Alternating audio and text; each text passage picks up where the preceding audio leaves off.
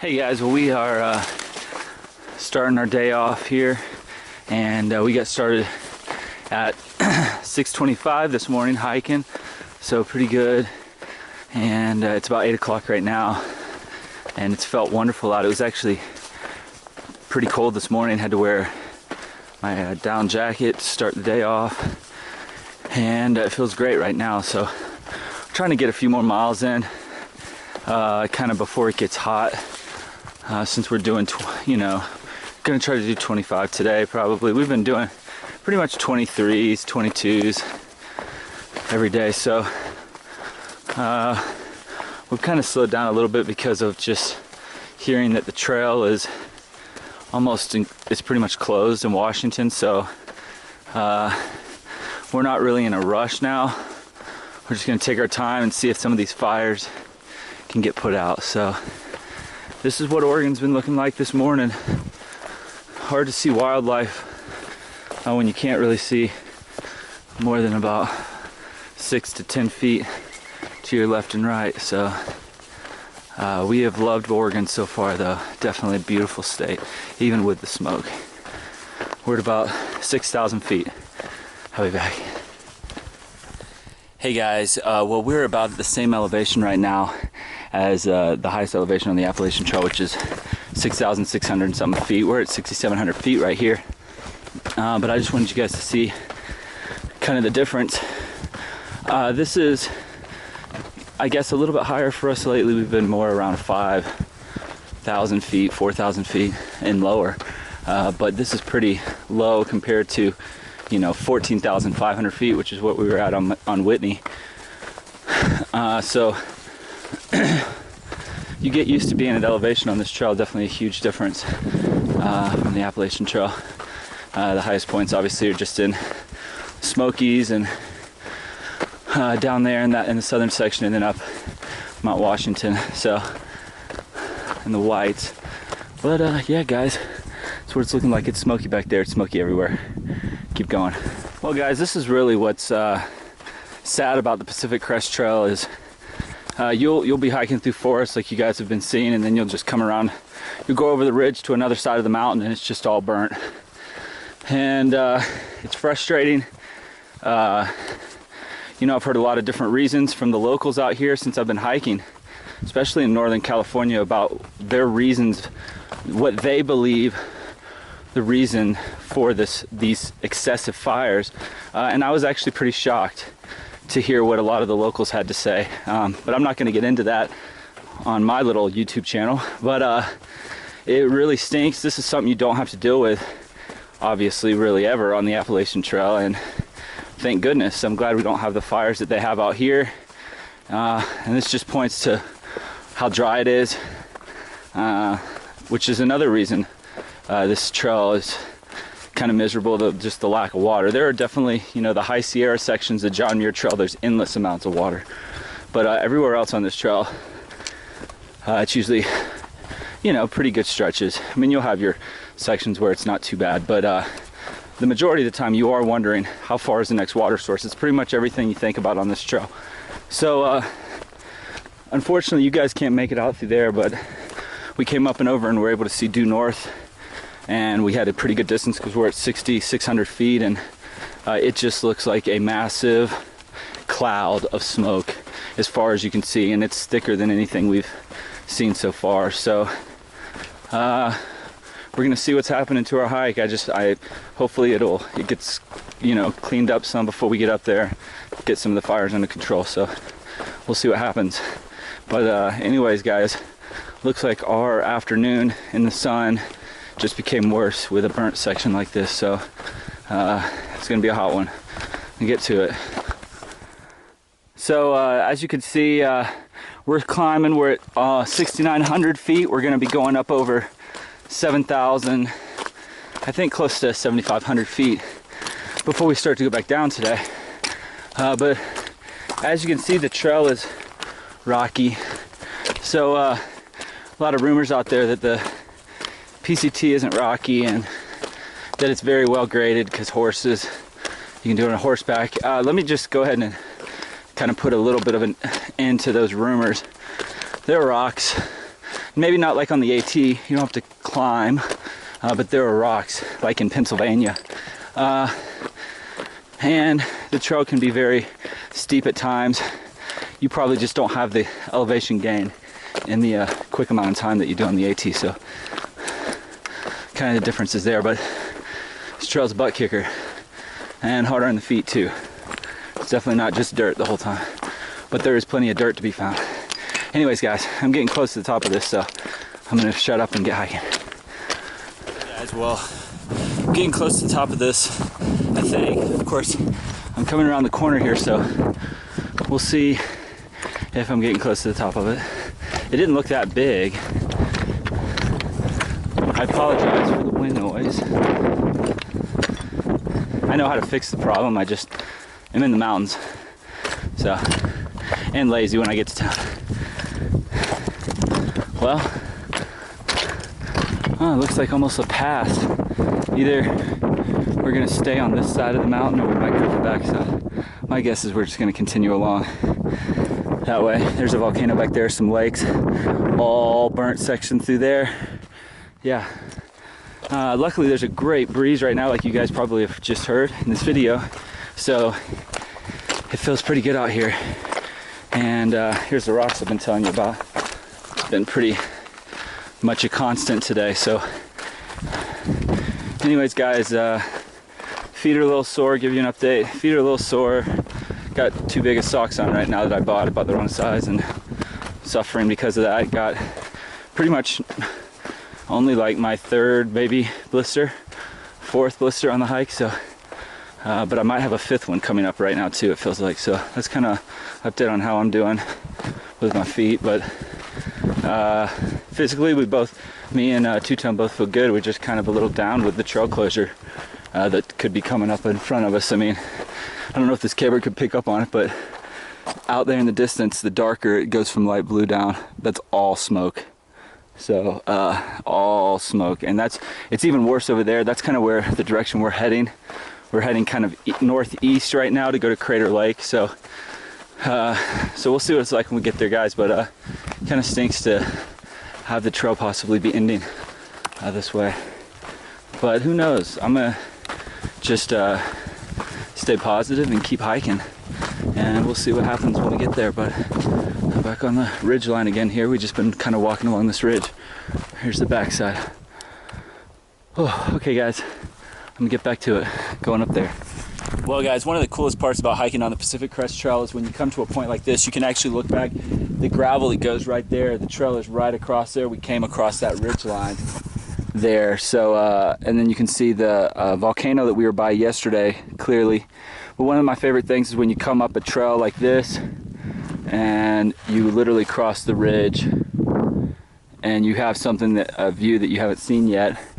It's pretty cool. The trail just kind of skirts right along here. Crater Lake National Park is directly in front of us. We can't see it quite yet. There's a tall peak out there, Mount Thiessen. I don't know if I'm pronouncing that correctly, but it looks to be a pretty tall mountain. There's snow. I can see snow on top of it. At least it looks like snow from here. So it's awfully smoky, all in this area, which is where one of the major fires are. So, but man, I'll tell you what, Oregon so far has been incredible. The forest has been super thick, obviously, as you guys have seen. And then you pop out of the forest on days like this and you just get, you know, the grand views that you're kind of used to on the PCT. Oh, I see a Zpacks. We're going down there. We're actually going down to a water source. It's hopefully going to be down there. We haven't had water. Today we had a 14-mile hike to start our day off without water. So, and for that, me and Daniel carry 2 liters each. So 2 liters of water is plenty when you're hiking the whole time. We only take one break. We only took one break. We took a break at 7 miles today. So, and then we're going to be there, get our water, take a break, eat lunch, and then get on, do 6 more, or 7 or 8 more to the next water source, which would put us at 22 miles for the day. We'll either camp there or we will grab some water. At that point, I usually take 3 liters with me if I'm going to go dry camp somewhere. Take 3 liters, use a liter that night, 1.5 liters, and have a 1.5 liters the next day. So let's get me to the next water source. So that's kind of our schedule for the day.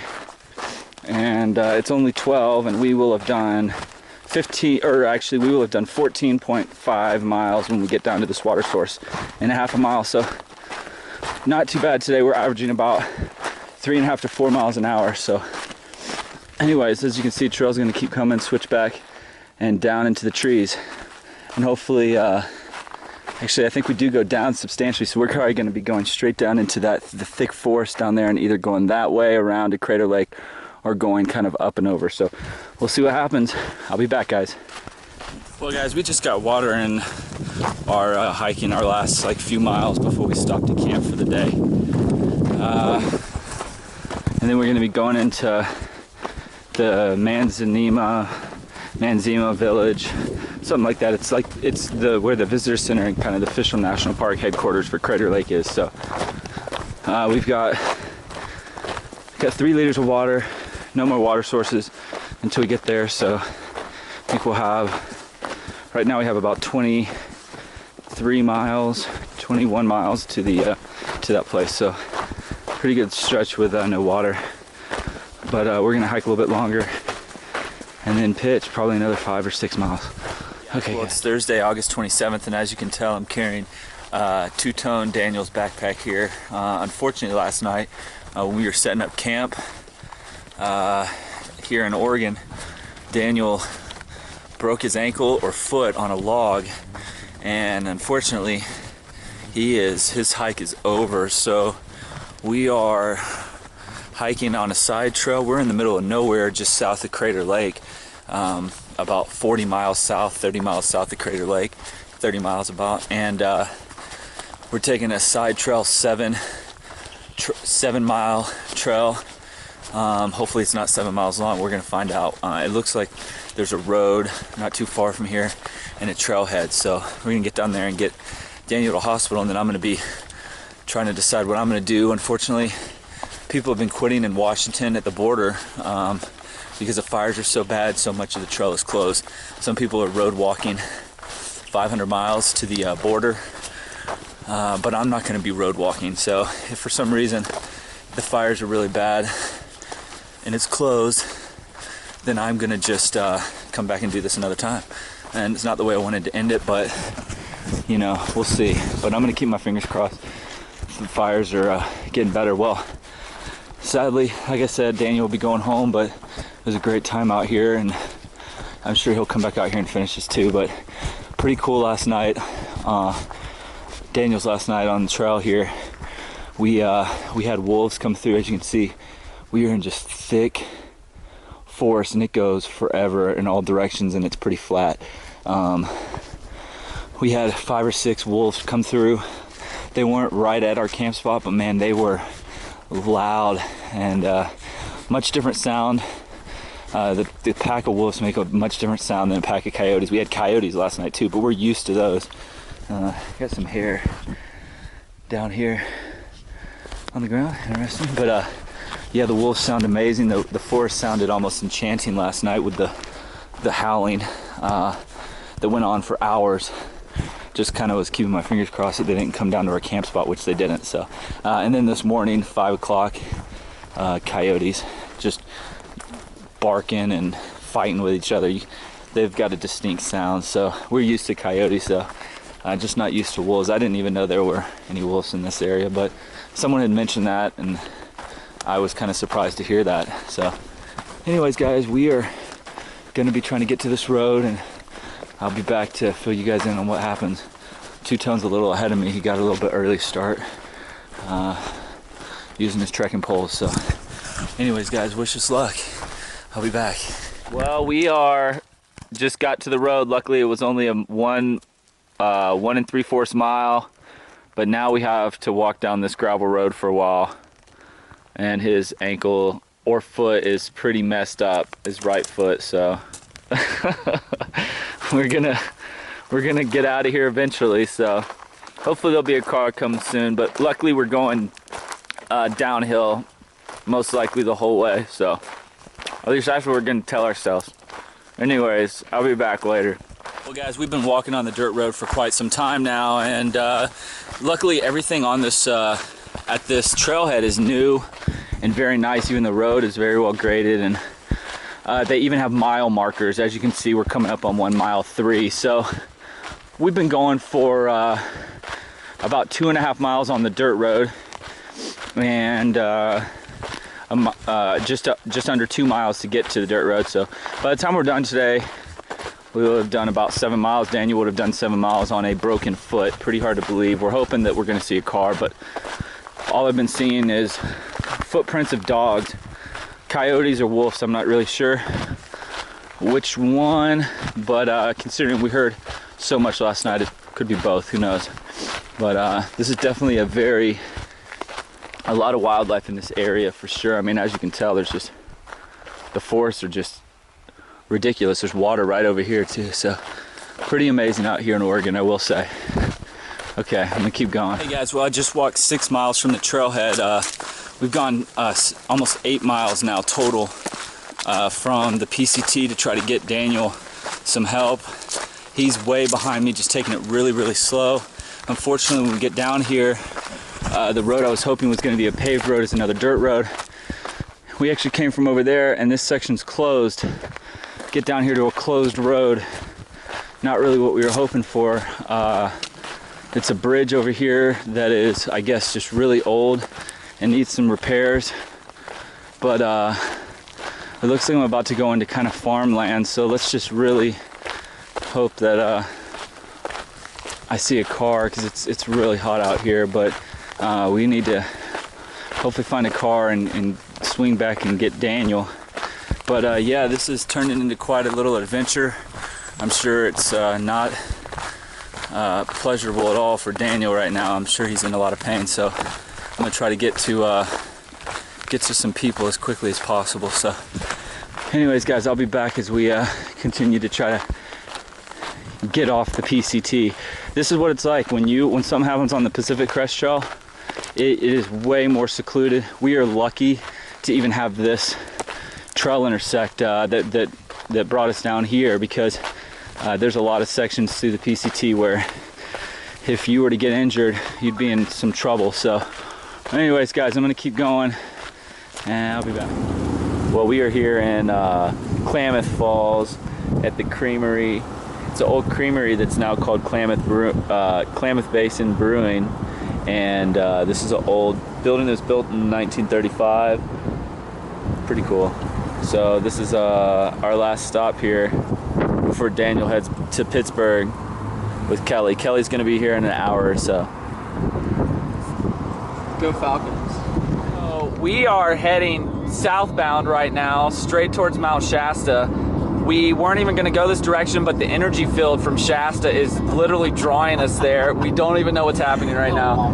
But this is what it looks like all around us. It's beautiful. I wouldn't have imagined Oregon to look like this personally, but we are very, very close to California. So our hike is over. We're heading home. We're going to be flying back tomorrow because of Daniel. But it was a good time. Well, there's Mount Shasta. We got a pretty good view of it right now as we're driving right next to it on the western side. Pretty cool.